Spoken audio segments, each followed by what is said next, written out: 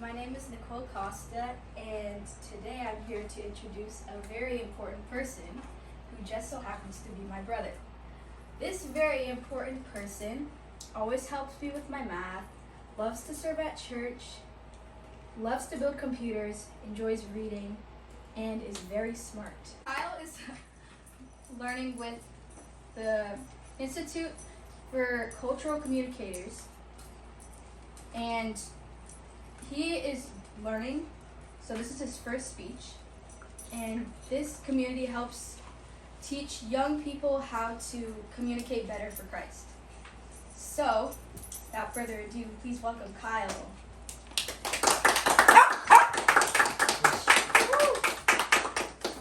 Thanks so much for the warm welcome. You're welcome. Now, hello everyone. Hello. And good evening. My name is Kyle, as she already told you, and my speech is about my favorite Bible verse. Now, the Bible is undoubtedly one of the most important books in written history. It contains thousands of verses that cover every aspect of how to live as a Christian. But when I think of my favorite Bible verse, the one that always comes to mind is Deuteronomy 6:7, which reads, "Impress these commandments on your children. Talk about them when you sit at home and when you walk along the road, when you lie down and when you get up." Moses spoke these words to the people of Israel when he was reteaching the 10 Commandments that God gave to them many years before. The point of the verse is that parents should teach their children about the ways of the Lord. Now, thankfully, I'm blessed to have parents who are very good examples of this verse. Hi guys. Contrary to popular belief, I wasn't always homeschooled. I actually spent the first 2 years of my formal education at public school, and my experience during that time was no bueno.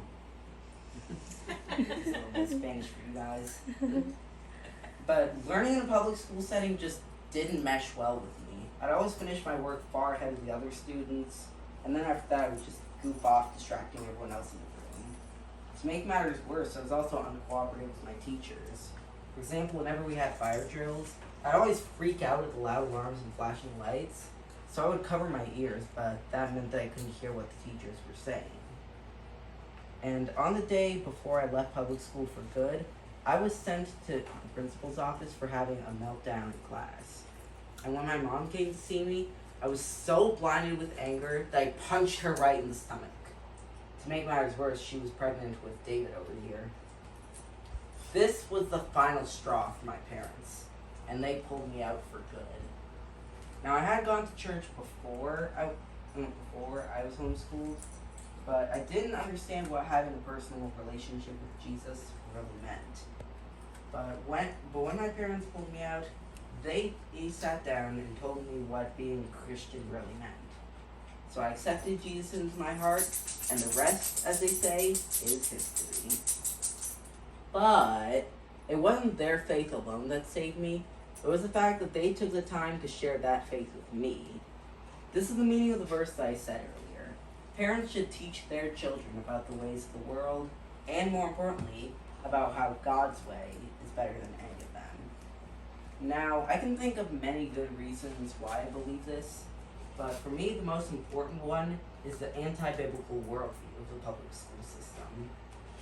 Now, I was only in second grade when I dropped out of public school. Not putting that in my resume. But thankfully, I didn't experience much of the anti-biblical worldview that permeates much of the public school system.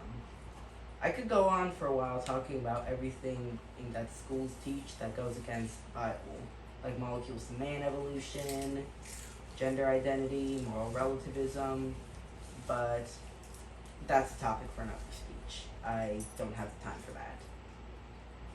But this is why I believe so much in homeschooling. When I grow up and have children, I will not send them to a system permeated with ideas that go against what God says. Instead, I will do what Moses taught the Israelites many years ago. Impress these commandments onto your children. Talk about them when you sit at home and when you walk along the road, when you lie down, and when you get up. Well, Thank you all for listening. That's the end of my speech. Goodbye. Bye.